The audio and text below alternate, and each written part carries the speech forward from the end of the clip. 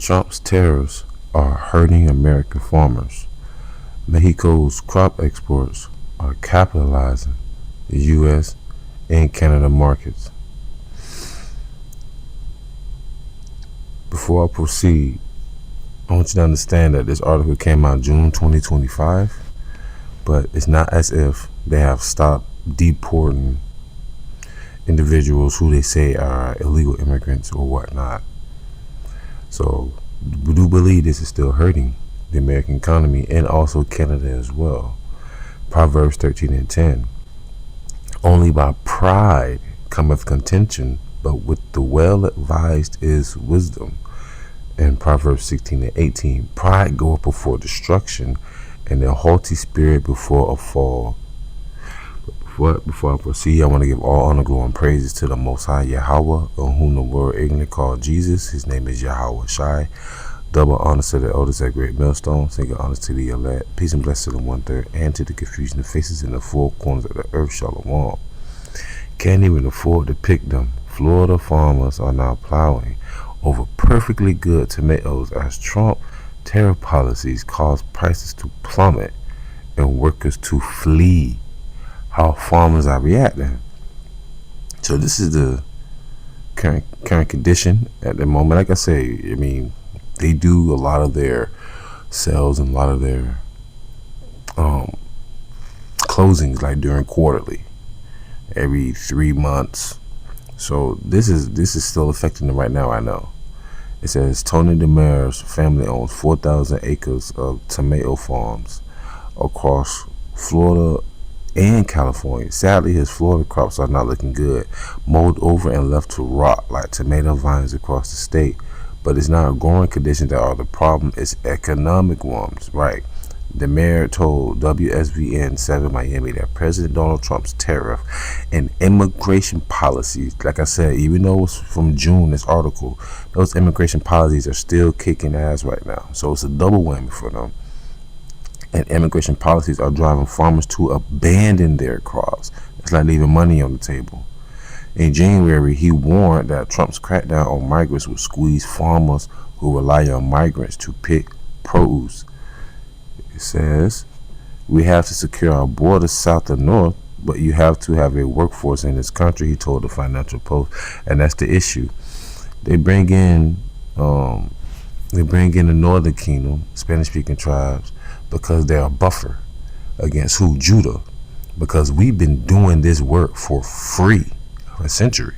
So they're bringing in another class whose country they've devastated, right? I mean, why would you have a 2,000, 3,000 mile caravan, walking on foot to get to America if nothing's wrong with your beautiful country? Like a lot of countries in South America, Central America, hell, even Mexico, it's beautiful places there, but it's devastated because of the economic deprivation that comes from America. I mean, hell, look at Venezuela. Look at Venezuela right now, where they have the world's most oil reserves, but at one point, people were eating animals out of the zoo, and women had to prostitute themselves to get medicine for their mothers who was sickly. Why? Because of the tariffs, the economic pressure that was on them people.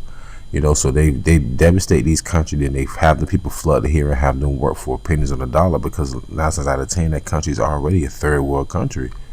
So now the individuals who come in and do these low wage jobs, because Jay's like, we're not going to do that. We was already in slavery. Now they're pushing them out. But it go to show you how much Esau can't do shit without any other tribes.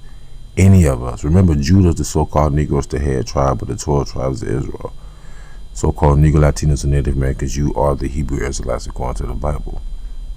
Anyhow, deportations devastate farm workplace. About 50% of farm workers in the U.S. are undocumented migrants, including skilled supervisors and machine operators, according to Farmanaut, a farm technology company. Damn, they really getting devastated.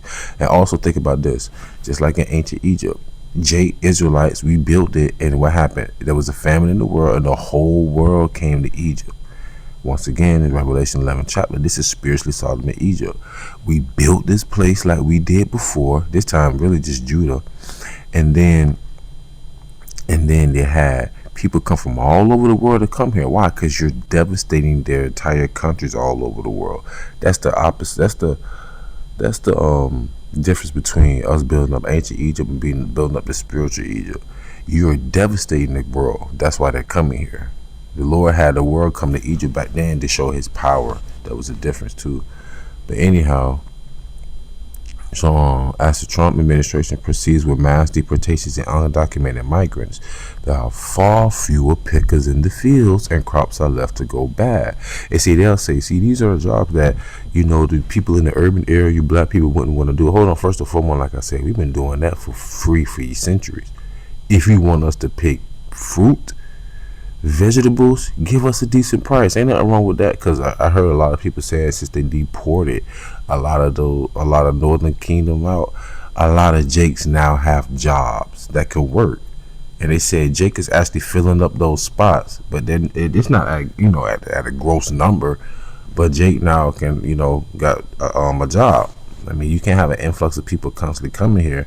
I mean, who do you think is gonna do the work? The people that come here. But if you're pushing out all the illegal immigrants, so to say, now who's gonna fill those spots? And they go to show you Esau can't do shit without us. They'll call you niggas, spick and wetback, but then when push come to shove, they still need us. That's why they hate us so much. But let's leave that alone. Let's go somewhere else. So say a lot of people are really afraid, and sometimes they come, sometimes they don't come, he said, and the harvest is lost because it cannot be harvested. Exactly. The labor shortage also means Florida farmers have to pay more for labor. That's what they don't want to do. Greedy bastards. You greedy bastards. At the same time, they're getting less money for their produce due to Trump's tariff policies. So, all right, this is what I want to get at. From January through April, Trump's threatened tariffs triggered Mexican suppliers to double or even triple tomato exports to the U.S. before tariffs went into effect. This was before they went into effect, y'all. Check this out. The result, the U.S. market was flooded with Mexican tomatoes. Florida farmers saw the wholesale price of a box of tomatoes plummet from $16 per box to $3 or $4. The mayor said tomato farmers need around 10 or 11 per box to break even. So you greedy bastards, you want to tell us $16 a box. They said no, we give it to you for 3 or 4. They reduced the value by 75%. I'm sorry, no, I'm just saying the market value, not the actual quality of the fruit. I'm just saying in general. They reduced it from $16 to $4. Remember, 4 times 4 is 16. Or 4 plus 4 plus 4 plus 4 plus 4 plus 4 is 16. So if you think about what's 25% of 16? 4. So they cut the price by 75%, undermining you. And guess what? The market only looking for the best price. Yeah, I'm sorry, Jake. I know we've been doing work for 10 years together, but yeah, my daughter's getting ready to go to college. Yeah, we're gonna have to get our fruit from Mexico. I'm sorry, buddy. It don't matter. What was another one? Here we go, right here. It's not just Florida tomato growers feeling the pinch. Canada has imposed a 25% tariff on U.S. watermelons in retaliation for Trump's tariffs on Canadian products. Listen here, y'all. The mayor knows one watermelon grower who's lost Canadian customers to Mexican watermelon suppliers as a result. Wow. So check this out. You kicking out Northern Kingdom, right? Spanish brothers and sisters. Yet your Edomite suppliers here are losing out on customers because they want to spend money with Northern Kingdom.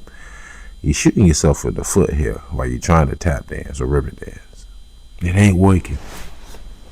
But I don't want to make this really long. It says prepare for higher food costs. Okay? This period, that's just kind of self-explanatory. But anyway, that was it. That was all on the article. Just want to give you a quick heads up and show you that the market is really hurting. And I will leave this article in the description box, and I'm going to close out with this precept. 2 Ezra chapter 15, verse 18 through 19. For because of their pride, the city shall be troubled. The houses shall be destroyed, and men shall be afraid. And man shall have no pity upon his neighbor, but shall destroy their houses with the sword and spoil their goods, because of the lack of bread and for great tribulation. The lack of bread. People gonna be out here killing, murdering. Yeah, man. Go and look up how people psychologically are change when they go from like 7 days without eating. People start to eat themselves, start hallucinating and everything. So people do anything when it comes to survival. You're mammals. It's instinctual. All right. Anyways, with that being said, truly pray you is edified and fed. Stay in the spirit, don't fear it, just endure it. Ask for forgiveness, pray without ceasing, stay humble, remain diligent. Kwame Allah, Mufla Babal, Shalom.